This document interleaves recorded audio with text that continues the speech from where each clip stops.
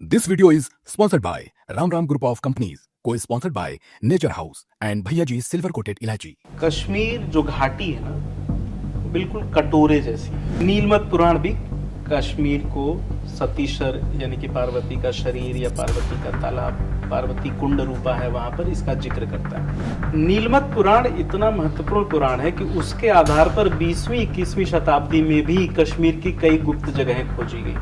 हिंदुस्तान की भी कमजोरी का एक बड़ा कारण ये रहा, क्या अपने मूल से भटक गया। आज कश्मीर की तमाम परंपराएं, धार्मिक परंपराएं जैनुल आब्दीन द्वारा शुरू करवाई गई है। कश्मीर का पूरा एजुकेशन कश्मीरी पंडितों के हाथ में था। आपको कश्मीर का थोड़ा बहुत इतिहास में बताऊं।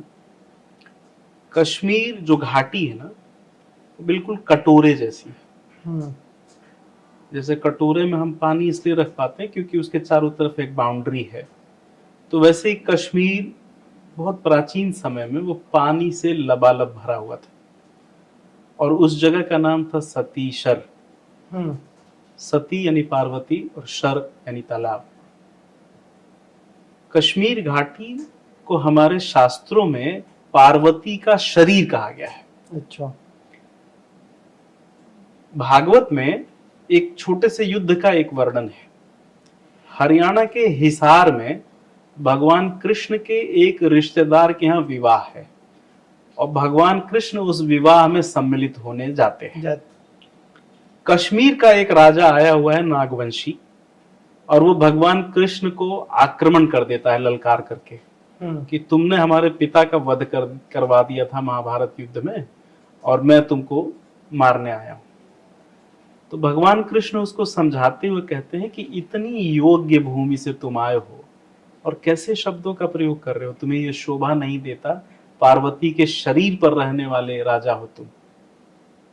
ये शब्द भगवान कृष्ण इस्तेमाल करते हैं भागवत में, जिसका जिक्र भागवत में। नीलमत पुराण भी कश्मीर को सतीशर यानी कि पार्वती का शरीर या पार्वती का तालाब, पार्वती कुंड रूपा है, वहां पर इसका जिक्र करता है।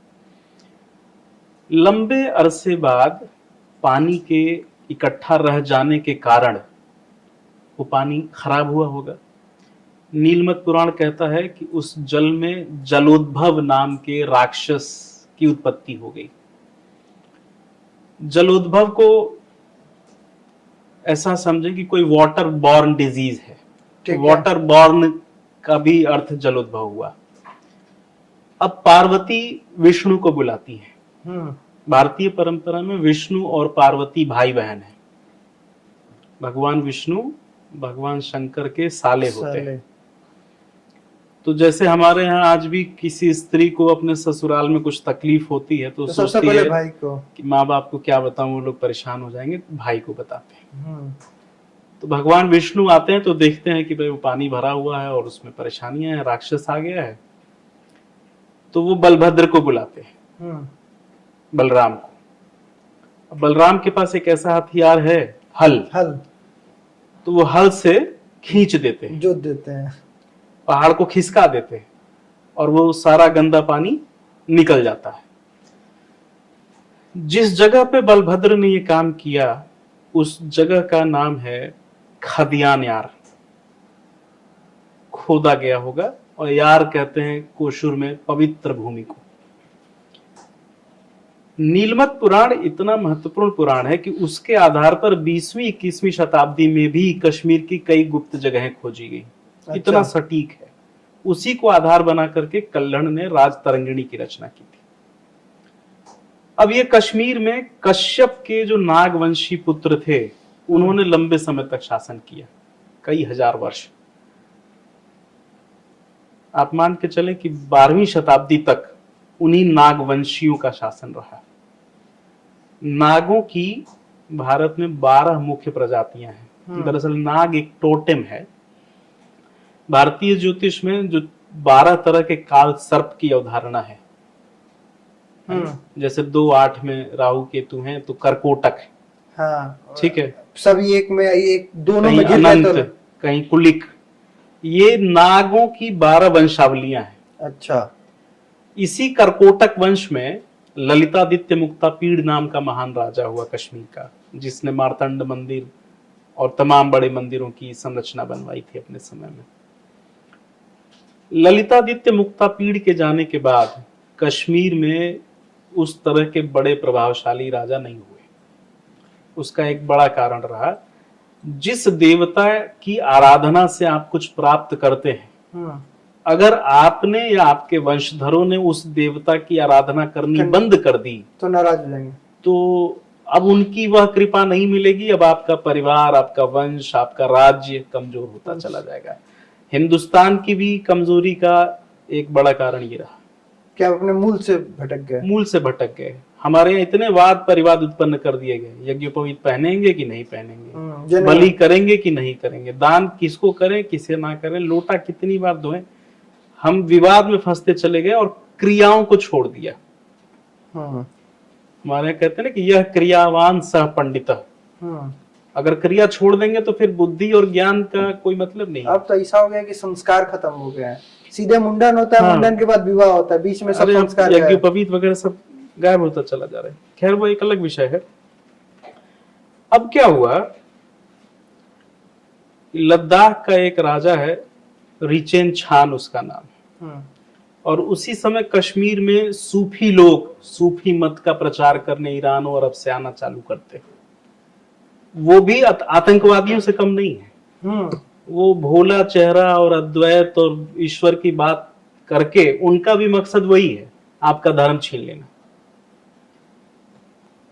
कश्मीर का राजा कमजोर होता है, रिंछान उस पर आक्रमण करके जीत लेता है, अपने आप को राजा घोषित कर देता है, और रिंछान को ये सूफी लोग जीत लेते हैं, उसको कन्वर्ट करा लेते हैं इस्लाम में। अब नया मुल्ला ज्यादा प्याज खाता है। अब जो आप नहीं हैं और आपको कह दिया जाए कि आप तो ये हैं, अब आप वो साबित करने के लिए पूरा जोर लगा देते हैं। अब जैसे मैं कोई बड़ा नेता नहीं हुआ, मुझे 10 लोगों ने चढ़ा दिया कि आप तो बड़े नेता हैं, अब मैं वो साबित करने के लिए झूठे फॉर्च्यूनर ले आऊंगा, झूठे लगाऊंगा, 4 लोगों को चाय पिलाऊंगा, झूठे 20 लोगों को अपने पीछे दौड़ाऊंगा, खर्चा करूंगा, उसमें मेरा नुकसान होगा। यही रिंछान के साथ होता है। उसी में आगे चल के एक राजा होता है शाहमीर। अब ये शाहमीर इतना बदमाश है कि लोगों का धर्म छीनना, मारपीट करना, कन्वर्ट कराना, हत्या कर देना उसका खेल है। इसकी वंशावली में आगे चल के एक राजा होता है सिकंदर, सुल्तान है, राजा तो क्या है, सुल्तान है। ये सिकंदर इतना हिंदू द्रोही है, इतना भारत द्रोही है कि वो अपनी एक नई विरुद्ध धारण करता है, सिकंदर बुद्ध शिकन। बुद्ध शिकन कहते हैं मूर्ति भंजक को, मूर्ति तोड़ने वाले को। सिकंदर बुद्ध शिकन तात्कालीन कश्मीर के लगभग सभी बड़े मंदिरों को तोड़ देता है। और आज जब आप जाएंगे ना कश्मीर के किसी भी मंदिर में जाइए आप, वहां जो टूरिस्ट गाइड है वो कहेगा जी भूकंप आया था, मंदिर टूट गया। सच नहीं बोलेगा वो। ये कितनी बड़ी स्ट्रेटेजी है। इस देश के खिलाफ जो दुरभिसंधि है, इसके खिलाफ जो षड्यंत्र है, वो कितना गहन है, और हम एक निद्रा में सो रहे हैं, अभी भी नींद से नहीं जाग रहे। कहेगा जी भूकंप में टूट गया, उसके बाद किसी ने बनवाया भी नहीं, बनवा ही नहीं सकते। आज तो आप मंदिर में पूजा नहीं कर सकते। सिकंदर बुद्ध शिकन का बेटा, सिकंदर बुद्ध शिकन के जाने के बाद उस पे बैठता है गद्दी पे जैनुल आब्दीन। अब जैसे अभिषेक बच्चन खूब जोर लगाते हैं साबित करने के लिए कि मैं भी एक्टर हूं अमिताभ बच्चन जैसा, तो वो भी खूब जोर लगाता है कि मैं भी अपने बाप से कम नहीं। 4-5 मंदिर में भी तोड़ता हूं। लेकिन इसी क्रम में एक दिन उसको रीढ़ की हड्डी पे बहुत बड़ा फोड़ा हो जाता है, जैनुल आब्दीन को, और वो कितना भी थेरेपी करवाएं, ट्रीटमेंट करवाएं, ठीक नहीं होता। उसको कोई व्यक्ति सलाह देता है कि जम्मू में श्री भट्ट नाम के कश्मीरी पंडित रहते हैं, आप एक बार उनकी सेवा लेकर के देखिए, क्या पता ठीक हो जाए। श्री भट्ट जाते हैं, 2-4 दिन अपना आयुर्वेद, अपना औषधि ज्ञान दिखाते हैं, और जैनुल आब्दीन ठीक हो जाता है। जैनुल आब्दीन जब ठीक हो जाता है तो श्री भट्ट से पूछता है कि आप बताओ मैं आपको इनाम में क्या दे दूं। श्री भट्ट की देशभक्ति, धर्मनिष्ठा देखिए। वो कोई राज असबाब, सोना चांदी नहीं मांगते। वो कहते कि आपने और आपके पिताजी ने जितने मंदिरों को तोड़ दिया है और जितने कश्मीरी पंडितों को भगा दिया है, उन सबको बुला लीजिए और वो मंदिर फिर से बनवा दीजिए। मुझे कुछ नहीं चाहिए। चाहते तो अपने लिए कुछ मांग सकते, राजमहल मांग लेते। कश्मीरी पंडितों को ना सिर्फ वो लौटाता है, बल्कि अब जैनुल आबदीन एक बदला हुआ आदमी है। एक ही समय में कश्मीर में वो जैनों की परंपरा, बौद्धों की परंपरा, ब्राह्मणों की परंपरा और सूफियों की परंपरा, एकदम से ज्ञान और ज्ञान के तमाम स्रोतों को बढ़ावा देने का काम करता है। आज कश्मीर की तमाम परंपराएं, धार्मिक परंपराएं जैनुल आबदीन द्वारा शुरू करवाई गई है। लेकिन जैनुल आबदीन के जाने के बाद फिर वही ढाक के तीन पात। 14वीं शताब्दी के अंत में इतना ज्यादा कश्मीरी हिंदुओं को प्रताड़ित किया गया था कि जैनुल आबदीन के पहले सिर्फ 11 हिंदू परिवार कश्मीर में बचे थे। 14वीं शताब्दी की बात, सब खत्म हो गए थे। श्री भट्ट ने उनको दोबारा से बुलवाना शुरू किया था। 14वीं शताब्दी से 2025 आ गया, लगातार हिंदू जीनोसाइड वहां हो रहा है। 1989 में कश्मीर एक्सोडस हिंदू जीनोसाइड हुआ, जिसमें सबको 4 लाख लोगों को मार के भगा दिया गया। ऑफिशियली 600 लोग आंकड़े में मौत में चले गए। कश्मीर के लिए ये सबसे खराब दिन था। 1989 का सिनेरियो मैं आपको बता रहा हूं कि कश्मीर का पूरा एजुकेशन कश्मीरी पंडितों के हाथ में था। 89 तक 100 में 90 मास्टर, अध्यापक, प्रोफेसर, लेक्चरर बिना किसी आरक्षण के कश्मीरी पंडित था। अब आप कल्पना करिए कि आप उत्तर प्रदेश के सारे प्रोफेसर्स को एक साथ जीनोसाइड कर दीजिए, मार दीजिए, कल से पढ़ाएगा कौन?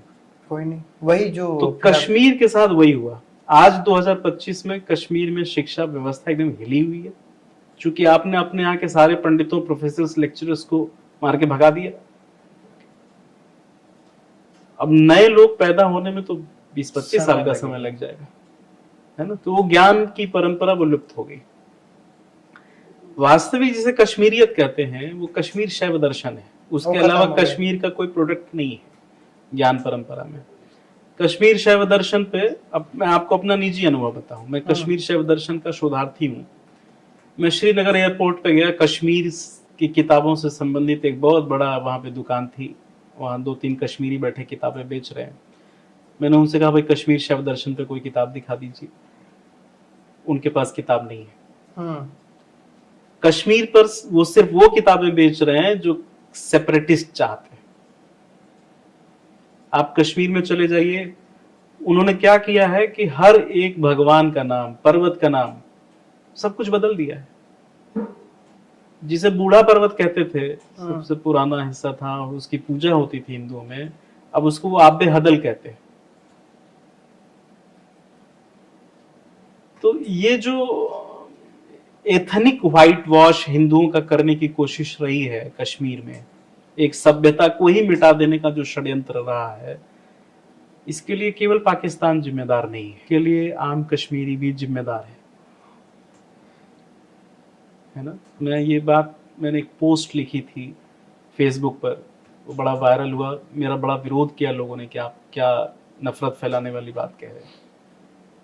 आप देखें कि जो कश्मीरी पंडितों को मार के भगाया गया, उनको भगाने के लिए कोई पाकिस्तानी आया था?